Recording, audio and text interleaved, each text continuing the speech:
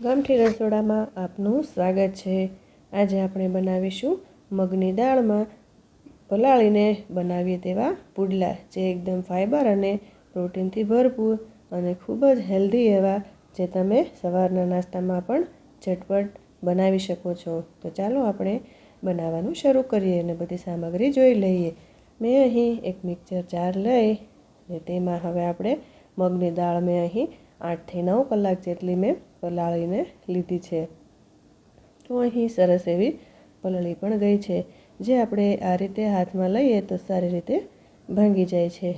તો આપણે આ દાળને મિક્સર જારમાં આ રીતે થોડી એવી ઉમેરીને ત્યારબાદ પીસી લેવાની છે, ને થોડું એવું પાણી પણ સાથે ઉમેરવાનું છે થોડું। તો આપણે હવે તેમાં સાથે મસાલા પણ ઉમેરીએ। મેં અહીં 4 થી 5 જેટલા લીલા તીખા મરચાં લીધા છે, ત્યારબાદ લસણની કળી, આદુનો ઇંચ જેટલો ટુકડો, મરચાં અને કોથમીર, આ બધું જ આપણે તેમાં સાથે ઉમેરવાનું છે। અને આ બધો મસાલો લીલો ચડિયાતો રાખવાનો છે, તેથી સ્વાદ ખૂબ જ સરસ એવો આવશે। તો બધું જ આપણે સાથે ઉમેરી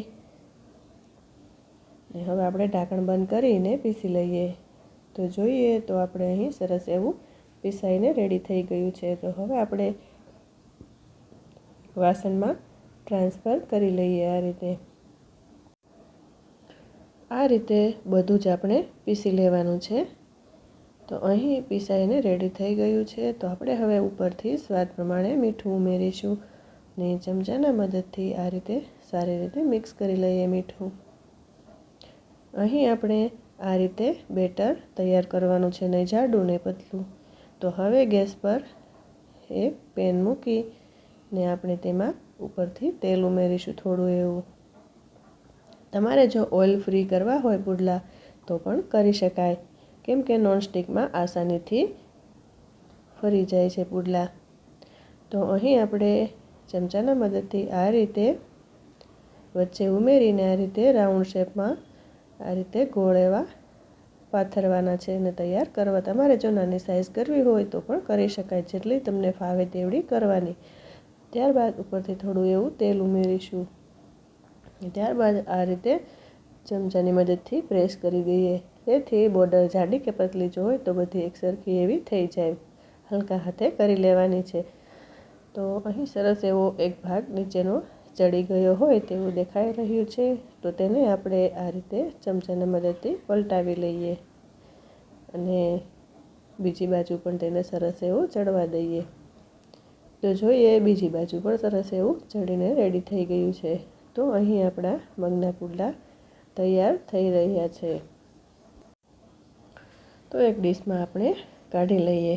તો આવી જ રીતે આપણે બધા જ પુડલા રેડી કરી લેવાના છે।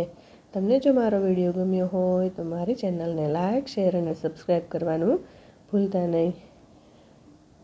આ મગના પુડલા તમે ચા સાથે પણ ખાઈ શકો, દહીં સાથે પણ ખાઈ શકાય ને સોસ કે ગ્રીન ચટણી સાથે પણ ખાઈ શકાય।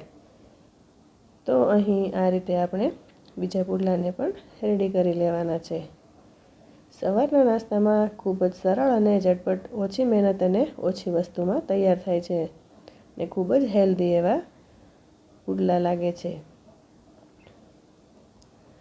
તો અહીં આ પુડલાને પણ સારી રીતે પલટાવી લઈએ।